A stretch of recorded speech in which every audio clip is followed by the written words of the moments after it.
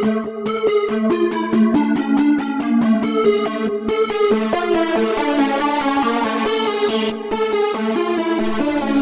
yo, what's up mga paps? It's your boy Winchester. Alright, so quick vlog and quick information para sa mga ka-flip natin dyan. Nung isang araw kasi napansin ko tumutulo dito. May bakas-bakas pa dito sa rubber mats. Ayan, so dito tumutulo. Nabasa siya. Buti na lang meron ako nito. May rubber mat ako, so hindi nabasa yung carpet. Pero doon, sa banda dito, meron siyang bakas ng drip. So anong nangyari? Syempre tanong din ako sa mga admins ano kayang cause. Then ayun, advice nila i-check yung drain ng evaporator, which is nandun sa nakatutok dun sa labas sa may firewall.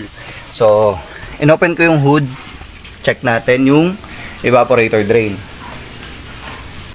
Alright, yan, wait lang.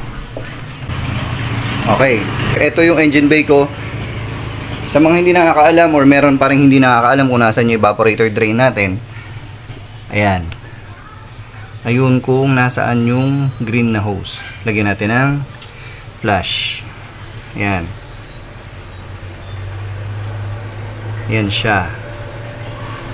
So dito, hanapan natin ng magandang angle.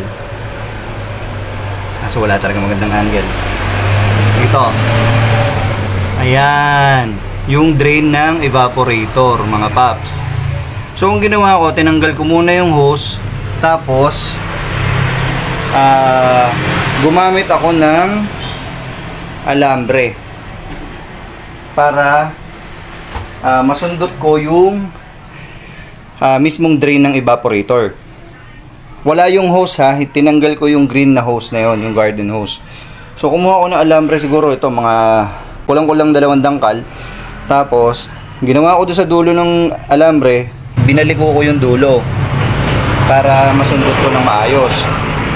So nung masundot ko ng maayos, marami siyang nailabas na dumi, yung parang mga nagdulumot-lumot. So gamit itong alambre na to.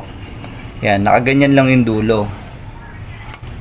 Average size na alambre lang yung ginamit ko. So sinundot ko talaga siya hanggang dulo.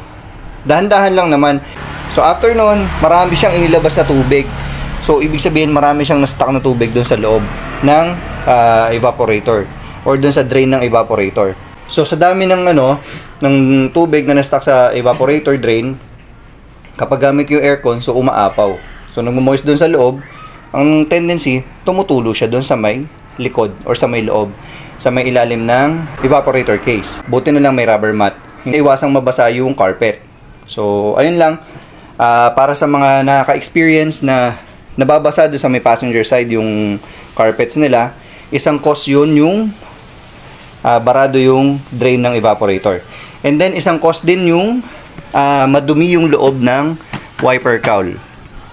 So ito dapat tanggalin para malinis yung mismong looban. Tanggal dito, tapos tanggal yung kabila doon, tanggal ang mga wiper.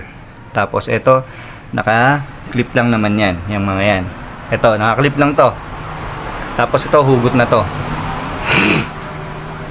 So ayun mga paps, chancean nyo na rin para linisan yung per cowl cover, and then pinturahan nyo na rin para malinis. Gaya na ito, napinturahan ko yan. Yan. Luma na yan, pero gumanda siya nung napinturahan ko. So yun, konting update lang naman yun para sa Ford Links natin. Katatapos ko lang din magpunas pala. Ayan, yun, kita naman doon. Mamaya i-attach ko din yung kuha sa CCTV. Ayan, dito yung tumutulo. Yan, silipin natin. Yan, bale ito yung pinakang dulo ng evaporator hose. Yan, dyan. Ito yung evaporator case. Dito may tumutulo, tsaka dito. Dito sa part na to. Kasi sobrang nagmo-moist na siya. Ayun. So nung masundot ko nga yung drain, ayun, wala na, hindi na siya tumutulo. Ayan, yung ebidensya, may bakas pa ng tulo sa rubber mat ko. Kaya thankful din sa mga matulungin nating admins. Ayun, hindi na nga pala ako nakatudin. Nagpalit ako ng single din kasi parang nanawa ako sa 2 din kasi kapag naka-open yung 2DIN. So kahit sobrang dim na yung brightness, nakakasilaw pag nagda-drive. Ayan. Ayan lang. So sana nakatulong at sana na may nakuha kayong info kung paano yung paglilinis ng evaporator or dun sa paglilinis ng sana may nakuha kayong info sa paglilinis ng drain ng evaporator. Alright. So, ayun lang mga paps. Again mga paps, if you're not yet subscribed to my YouTube channel, please consider subscribing. Don't forget to hit like, comment, and share this video. Peace out.